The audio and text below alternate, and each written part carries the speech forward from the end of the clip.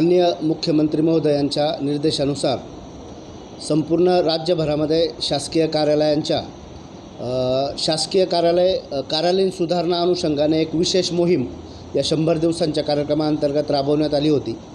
महाराष्ट्र शासनातर्फे अतिशय स्तुत्य अशी ही उपक्रम आणि योजना ही या ठिकाणी शासकीय कार्यालयांच्या सुधारणेच्या अनुषंगाने राबवण्यात आलेली होती।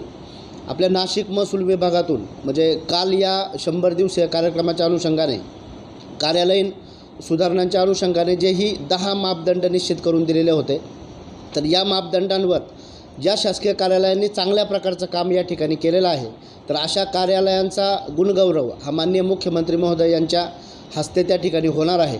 तर यामध्ये नाशिक महसूल विभागामधून जामनेर तहसील कार्यालयाचा काल जो निकाल जाहीर झाला, तर याच्यामध्ये जामनेर तहसील कार्यालय हे या ठिकाणी प्रथम क्रमांक कार्यालयाला मिळालेला आहे।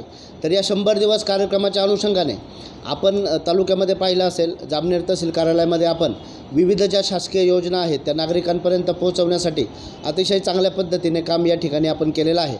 याच्यामध्ये कार्यालयीन सुधारणेच्या अनुषंगाने आपल्या कार्यालयातील जे अभिलेख कक्ष आहे किंवा नागरिकांना बसण्याची जी बैठक व्यवस्था आहे, यामध्ये अभ्यागत कक्ष आहे, तर आपण त्या ठिकाणी चांगल्या पद्धतीच्या सोयीसुविधा या नागरिकांना या कार्यालयामध्ये उपलब्ध करून दिलेल्या आहेत।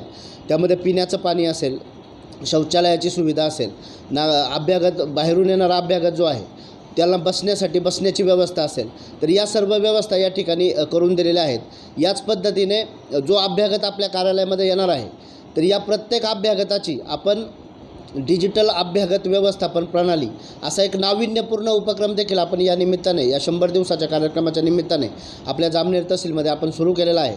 यामध्ये येणारा जो प्रत्येक अभ्यागत आहे, तर त्या अभ्यागताचं नाव हे त्या ठिकाणी त्या गुगल फॉर्मद्वारे QR कोड स्कॅन केल्यानंतर आपण त्या सॉफ्टवेअरमध्ये मोबाईलच्या सहाय्याने आपण त्या ठिकाणी भरत आहोत।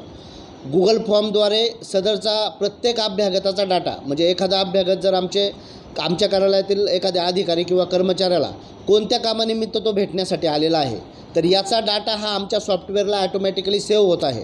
आणि या अभ्यागत प्रणालीमुळे म्हणजे आम्हालाही कार्यालयीन कामकाज करत असताना समजा आज दिवसभरामध्ये किंवा मागच्या एक 8 दिवसभरामध्ये तालुक्यामधले किती अभ्यागत आपल्या कार्यालयामध्ये भेटीसाठी आले आणि कोणता व्यक्ती कोणतं काम घेऊन या कार्यालयामध्ये आला, तर याचा एक रेडीमेड डाटा आपल्याला त्या सॉफ्टवेअरच्या माध्यमातून आपल्या सिस्टीममध्ये तो सेव्ह होत आहे।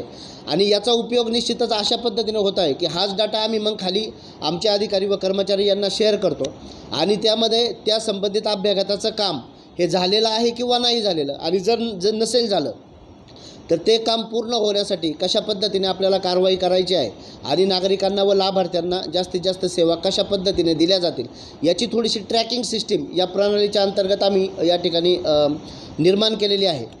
निश्चितच या प्रणालीचं देखील जिल्हा स्तरावर चांगलं कौतुक झालं आणि माननीय जिल्हाधिकारी महोदय असतील, माननीय विभागीय आयुक्त महोदय असतील, आपण 1 मेच्या कार्यक्रमाच्या वेळी माननीय साधनाताई महाजन यांच्या हस्ते देखील आपण या ठिकाणी त्या सर्व सेवांचं आपण उद्घाटन केलं।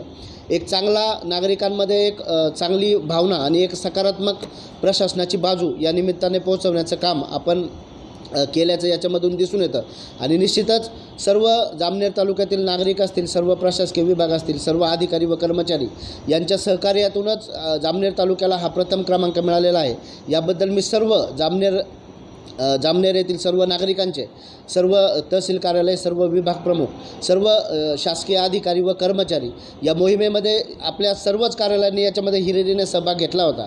या निमित्ताने मी सर्वच अधिकारी, कर्मचारी तसेच नागरिकांचं या निमित्ताने हार्दिक अभिनंदन करतो आणि खूप खूप शुभेच्छा देतो। सर्वांना खूप खूप शुभेच्छा। धन्यवाद।